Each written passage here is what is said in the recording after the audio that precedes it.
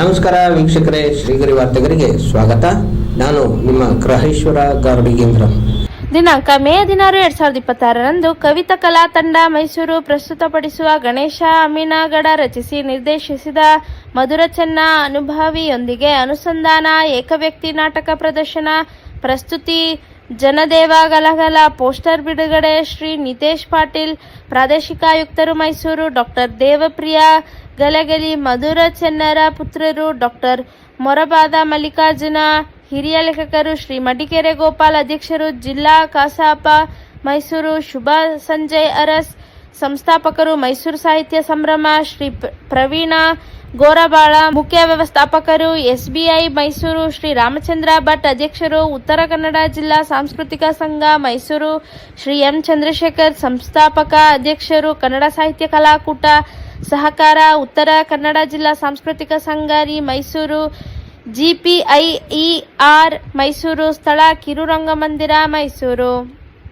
ಸಂಭ್ರಮ ಏರ್ಪಡಿಸಿದಾಗ ಮಾನ್ಯ ಡಾಕ್ಟರ್ ದೇವಪ್ರಿಯ ಗಲಗಲಿ ಅವರು ಹಿಂಗ ಪಟಕ ಸುತ್ತಕೊಂಡು ಅಡ್ಡಾಡ್ತಿದ್ರು. ಯಾರು ತಾವು ಅಂದೆ, ದೇವಪ್ರಿಯ ಗಲಗಲಿ ಮಧುರಚಂದ್ರ ಮಗ ಅಂದ್ರೆ ಬಹಳ ಸಂತೋಷ.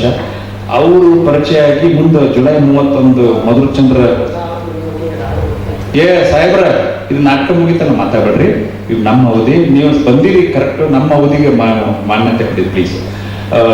ಅವ್ರು ಸಿಕ್ಕ ಮೇಲೆ ಅವ್ರನ್ನ ಭೇಟಿಯಾಗಿ ಹಿಂಗ ಇದು ಪ್ರವಾಸ ಮುಂದುವರಿತು. ಇವತ್ತು ಈ ನಾಟಕ ಆಗ್ಲಿಕ್ಕೆ ಸಾಧ್ಯ ಆಗೈತಿ.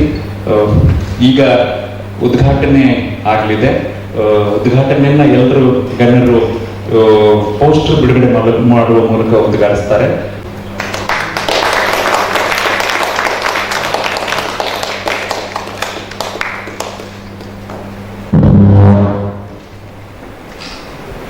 ಗಣೇಶ್ ಅಮೀನ್ಗಡ್ ಅವರು ನನಗೆ ಉದ್ಘಾಟನೆ ಕರೆದಾಗ ನಾನು ಅದೇ ಹೇಳಿದ್ದೆ, ನಾಟಕ ಉದ್ಘಾಟನೆ ಬರ್ತೀನಿ, ಬಟ್ ಮಾತಾಡಕ್ಕೆ ಹೇಳ್ಬಿಡಿ, ಯಾಕಂದ್ರೆ ನಾಟಕ ನೋಡಕ್ಕೆ ಬಂದಿದ್ದಾರೆ, ನಮಗ್ ನೋಡಕ್ಕೆ ಬಂದಿಲ್ಲ ಅಂತ. ಬಟ್ ಆದ್ರೂ ಕೂಡ ನಾನು ಬಿಜಾಪುರ ಜಿಲ್ಲೆಯಲ್ಲಿ ಹುಟ್ಟಿದವನು. ನಮ್ಮ ಚನ್ನಮಲ್ಲಪ್ಪ ಗಲಗಲಿಯವರು, ಅವರು ಮೊದಲು ಇಡೀ ತಾಲೂಕಲ್ಲಿ ಹುಟ್ಟಿದವರು ಚಡ್ಚಣ, ಈ ಇವಾಗಿನ ಚಡ್ಚಣ BK ಧೋನಿ. ಸೊ ಅಲ್ಲಿ ಬಿಜಾಪುರದ ಒಂದು 20ನೇ ಶತಮಾನದ ಅಪ್ರತಿಮ ಸಾಹಿತಿ ಕವಿ ಅವರು ಇಷ್ಟು ಸಾಹಿತ್ಯವನ್ನ ರಚನೆ ಮಾಡಿದರೆ, ಬಟ್ ನನಗೇನೆ ಗೊತ್ತಿರಲಿಲ್ಲ.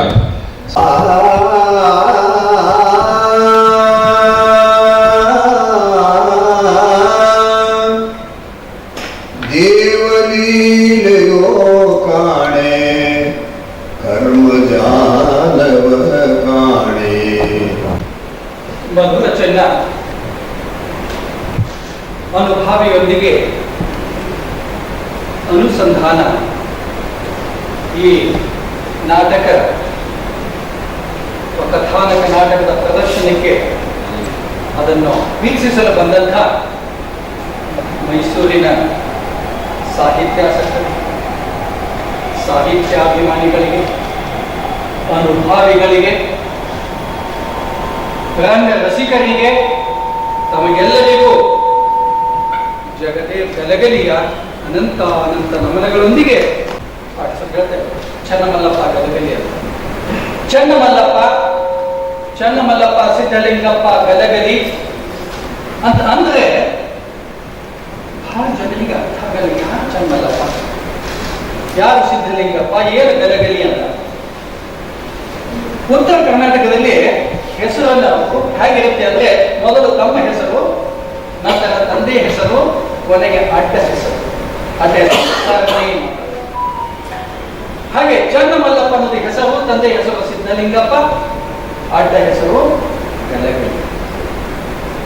ಗಲಗಲಿ ಅಂತ ಹೆಸರು ಸಾಮಾನ್ಯವಾಗಿ ಹೇಗೆ ಅಲ್ಲಿ ಉತ್ತರ ಕನ್ನಡ ಬರುತ್ತೆ ಅಂತಂದ್ರೆ, ಅವರು ಯಾವ ಊರಿನಿಂದ ವಲಸೆ ಬಂದಿರ್ತಾರೋ ಹಾಗೆ ಇವರು ಗಲಗಲಿ ಅನ್ನುವಂತಕ್ಕಂಥ ಹಳ್ಳಿಯಿಂದ ವಲಸಿ ಬಂದಂತ ಅಲಸಂಗಿಗೆ ಇವರಿಗೆ ಗಲಗಲಿ ಅಂತ ಅಡ್ಡ ಹೆಸರು. ಚನ್ನಮಲ್ಲಪ್ಪ, ಸಿದ್ಧಲಿಂಗಪ್ಪ, ಗಲಗಲಿ.